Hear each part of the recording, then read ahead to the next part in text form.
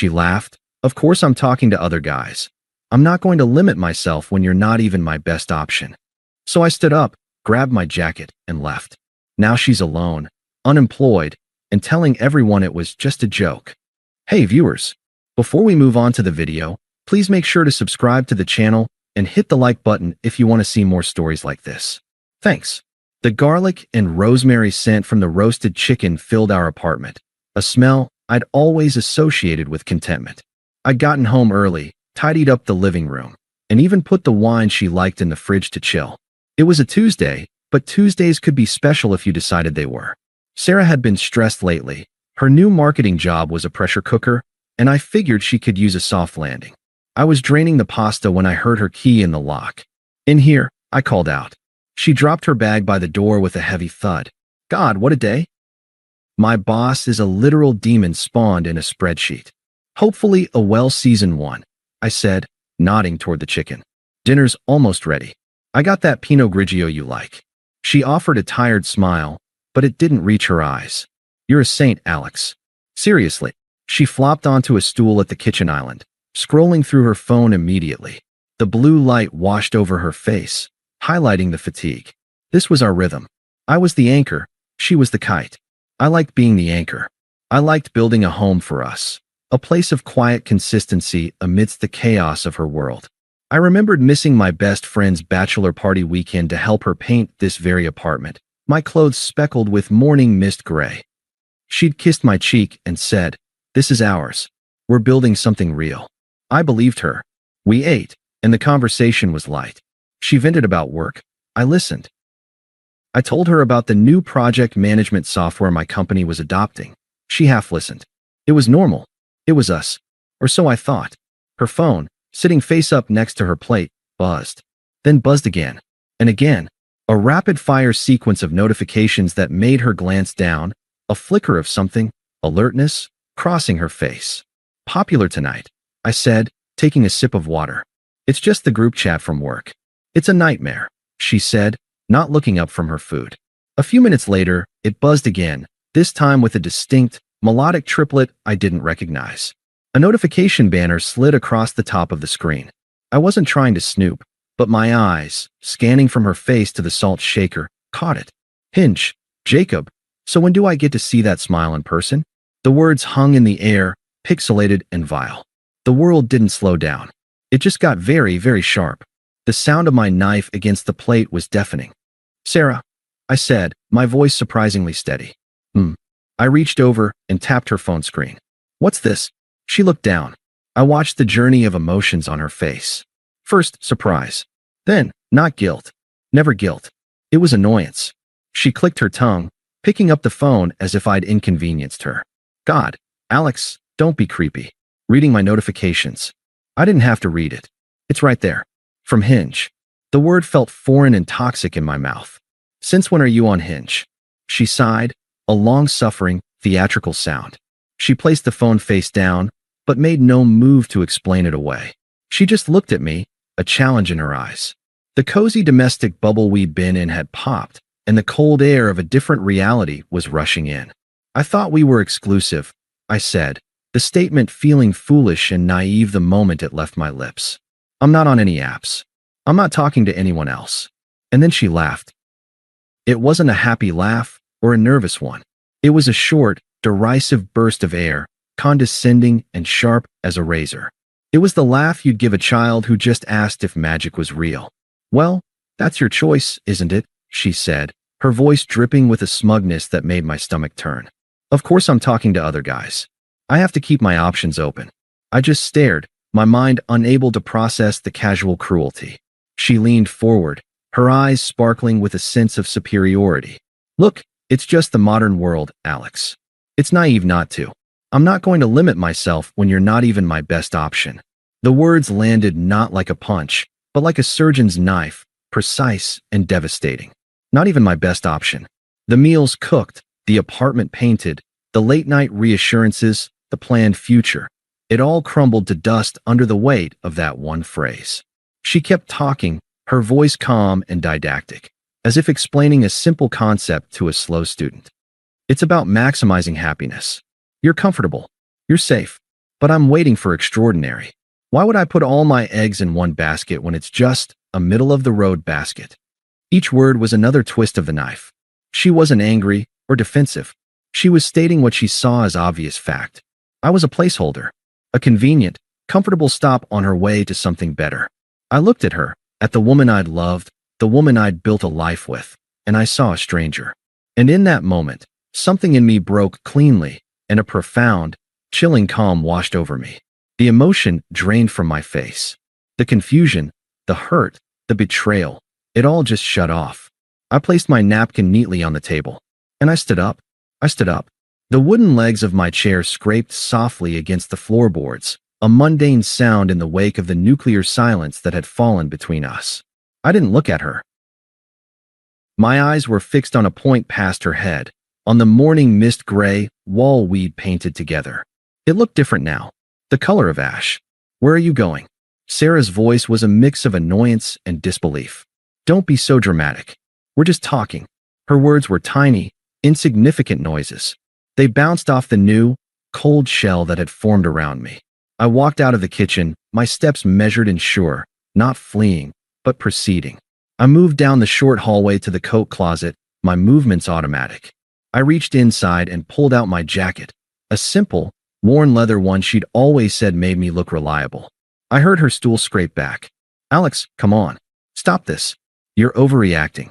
I slid one arm into a sleeve, then the other. The familiar weight of the leather settled on my shoulders.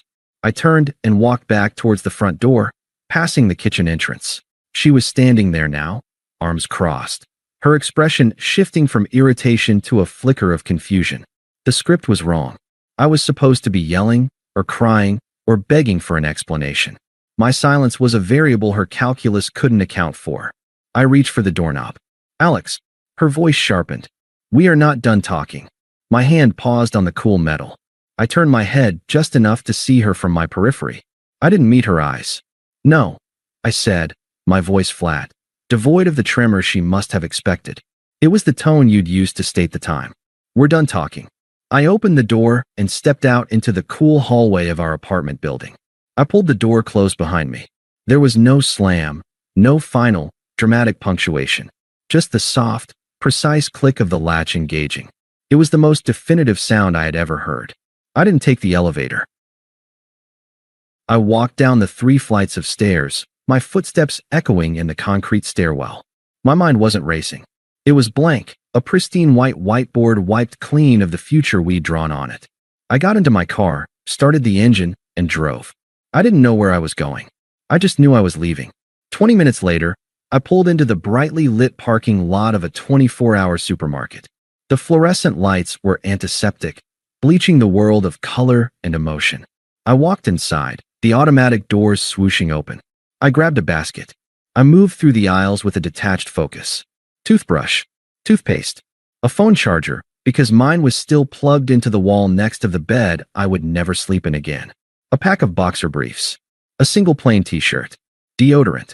It was like assembling a survival kit for a trip I never planned to take. Each item was a brick in the wall between my old life and whatever came next. At the checkout, the cashier gave me a tired smile. Find everything all right? Yes, I said. Thank you. My voice sounded normal. It was the most bizarre thing of all. I drove to the first mid-range hotel I saw off the highway. The lobby was quiet, beige, and anonymous. A young man at the front desk looked up. Help you. A room for one. For one night. King or 2 queens. King is fine. The transaction was swift, impersonal. I paid with my card. My card. Not the joint account we used for groceries. My key card was a light, plastic square that granted me access to a temporary, neutral space. Room 214. The room was exactly what I needed, devoid of history. Beige walls, a generic landscape painting, a desk, a bed. I placed my supermarket bag on the desk. I took off my jacket and hung it in the empty closet. I sat on the edge of the bed. The silence was absolute. And in that silence, the pain arrived. But it wasn't a sharp, screaming pain. It was a deep, profound ache of dissolution. The us I had known, the future I had meticulously built in my mind, the house, the kids, the growing old, it hadn't just ended. It had been revealed as a fiction. I hadn't lost a partner. I'd lost the character I thought she was playing in my life. The betrayal was less about her talking to other men and more about the annihilation of my reality. I didn't cry. I just sat there in the quiet, sterile room and let the new truth settle over me. I was no one's anchor. I was just a man in a hotel room. I pulled out my phone. The screen was dark, no notifications from her. Not yet. She was probably still in our apartment, annoyed, thinking I'd cool off and come back, ready to accept my place as the middle-of-the-road basket. I opened my banking app first. I navigated to the joint savings account, the one we'd labeled Future. With a few taps, I transferred exactly 50% of the balance into my personal account. It wasn't an act of vengeance. It was simple arithmetic. Our shared future was a denominator of 0. Then, I opened my social media. I didn't scroll. I went directly to her profile and clicked block. Then I went to my phone's settings and blocked her number. The process was clinical, like removing a malignant growth. I plugged in the new charger. I brushed my teeth with the new toothbrush at the bathroom sink, watching myself in the mirror. The man looking back was pale, but his eyes were clear. He was a man who had just walked away from a lie. I lay down on the king-sized bed, in the center of it, claiming the space. The silence was no longer oppressive. It was mine.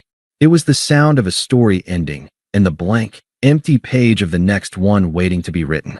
And for the first time that night, I took a full, deep breath. The silence lasted 14 days. It wasn't an empty silence. It was a productive one. I rented a small, furnished apartment on the other side of the city. I unpacked my supermarket survival kit and the 2 suitcases I'd retrieved from the old apartment during a carefully coordinated time I knew Sarah would be at work. The place was a blank slate, beige walls, a functional kitchen, a view of a brick wall. It was perfect. It was mine. I went to work. I came home. I started running again, the rhythmic pounding of my feet on the pavement a meditation that cleared the last of the static from my head. The pain had subsided, replaced by a steady, low hum of clarity. I was rebuilding the engine of my life, and I was doing it with my own tools, according to my own blueprint. Then, on a Tuesday evening, a morbid anniversary, my phone, face down on the coffee table, vibrated. Not a call, a text. I finished the paragraph of the book I was reading, marked my page, and then picked up the phone. Sarah, are you really still ignoring me? It was a joke, you know. You take everything so seriously. I read the words. A joke. The condescending laugh, the clinical dissection of my inadequacies, the nuclear demolition of our relationship, all reframed as a punchline I was too dense to get. There was no apology, only annoyance that I was disrupting her narrative by refusing to play my part. I felt nothing. Not anger, not vindication. It was like reading a weather report for a country I'd never visit. I didn't block the new number. I didn't reply. I simply placed the phone back on the table and returned to my book. The message was a fossil, evidence of a creature that no longer existed in my ecosystem. A week later, my friend Mark called. Mark was a mutual friend, but his loyalty had always been first to the truth. Dude, you alive? He asked, his voice cautious. I'm good, Mark. Really? Okay, because, I'm hearing some things from Sarah. I stayed silent, letting him fill the space. She's telling everyone you had a meltdown. That you ghosted her over a misunderstood joke. She's playing the victim pretty hard. I'm sure she is, I said, my voice neutral. But that's not the whole story, is it? Mark probed gently. The story is over, Mark. I've moved on to a new book. He was quiet for a moment. Well, the plot of her new book isn't going so well. She got fired. I didn't say anything. Yeah, Mark continued, sensing my lack of surprise. Apparently, she completely bombed a huge client presentation. Went in unprepared, got flustered by their questions, and just cracked. Her boss said it was unprofessional and indicative of a fundamental lack of diligence. Harsh. I looked out my window at the brick wall. I remembered the countless nights I'd sat with her at our kitchen table, poring over her slides. I'd play the devil's advocate, asking the tough questions she'd never considered. I'd calm her pre-presentation jitters, talking her down from ledges of anxiety she built for herself. I'd proofread every important email, every report, catching the subtle errors that could derail a professional image. I'd been her editor, her coach, her emotional flak jacket. I thought I was being a good partner. I never realized I was a critical, unpaid support staff. She couldn't handle the pressure without you, man, Mark said, echoing my thoughts. She told me she didn't have her usual safety net. I guess that was you. I guess it was, I said, the statement a simple, factual epitaph for a duty I never knew I'd been assigned. After I got off the phone with Mark, the text began in earnest. The annoyed, dismissive tone was gone, replaced by a rising tide of panic. Sarah, new number, I'm sorry. It was a stupid thing to say. I was stressed. You were always my best option. I was just scared. The hypocrisy was breathtaking. You were always my best option. The words were a direct countermand to her cruel, clear statement from the kitchen. She wasn't apologizing for her actions. She was apologizing for the consequences. I didn't reply. The next day, another message. This one had no pretense of emotional reconciliation. It was a naked plea for the utility I provided. Sarah, new number, they fired me. I can't pay rent. I need you. 3 sentences that laid her entire value system bare. She didn't miss me. She missed the stability, the financial contribution, the emotional labor. She was a CEO whose entire infrastructure had collapsed after firing her most dedicated employee. I read the message as I was tying my running shoes. I finished the double knot, stood up, and went for my run. Her desperation was not my burden. Her rent was not my problem. The middle-of-the-road basket had rolled away, and she was finally realizing it had been carrying all her eggs. 3 months to the day after I walked out, I was sitting in a corner of the daily grind, a coffee shop I'd come to think of as my office. The smell of roasted beans and the soft murmur of conversation were a balm. I was sketching designs for a custom desk on a napkin, a side project that was starting to feel like a new career path. The piece was hard-won and absolute. A shadow fell over my table. I didn't need to look up to know who it was. The energy was a frantic, discordant vibration against my calm. Alex. I finished a line on my sketch and slowly set my pencil down. I looked up. Sarah stood there, clutching the strap of her purse like a lifeline. She looked diminished. The sharp, polished confidence she'd always worn was gone, replaced by a frayed exhaustion. Her hair was pulled back in a messy ponytail, and she wore no makeup. She looked like a stranger wearing Sarah's skin. Can I sit? She asked, her voice small. I gave a slight, indifferent nod towards the empty chair. She slid into it, her movements jerky. She didn't speak for a moment, just stared at me as if I were a ghost. You have no idea what I've been through, she finally whispered, her eyes welling up with practiced tears. I lost my job. I'm about to lose the apartment. Everyone thinks I'm a joke. I said nothing. I took a slow, deliberate sip of my coffee. The silence stretched, thin and tight, forcing her to fill it. Aren't you going to say anything? She asked, her voice cracking. I said I'm sorry. It was just a joke.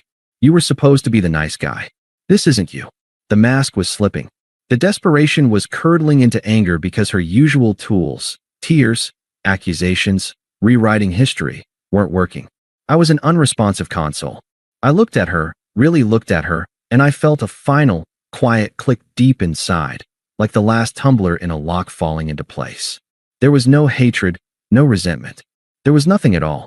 You were right, I said, my voice even and calm, devoid of any emotion she was trying to provoke. She blinked, confused. What? That night? You were absolutely right. I held her gaze. I wasn't your best option. I see that now. A flicker of hope ignited in her eyes. She misread my calm for capitulation. So you understand? It was a mistake. I cut her off, not with anger, but with the gentle finality of a judge delivering a verdict. And you know what? It was the most valuable lesson anyone has ever given me.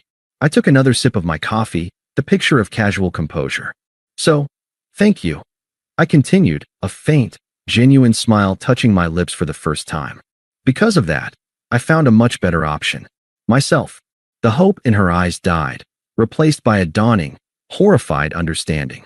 And my new life, I said, my tone dropping to something soft yet utterly unyielding, doesn't have a place for you in it. It's not personal. You're just not a good option. The mirror I held up was flawless. I had reflected her own logic, her own transactional worldview, back at her. She was faced with the incontestable truth of her own words. and there was no argument she could make that wouldn't condemn herself. She opened her mouth, but no sound came out.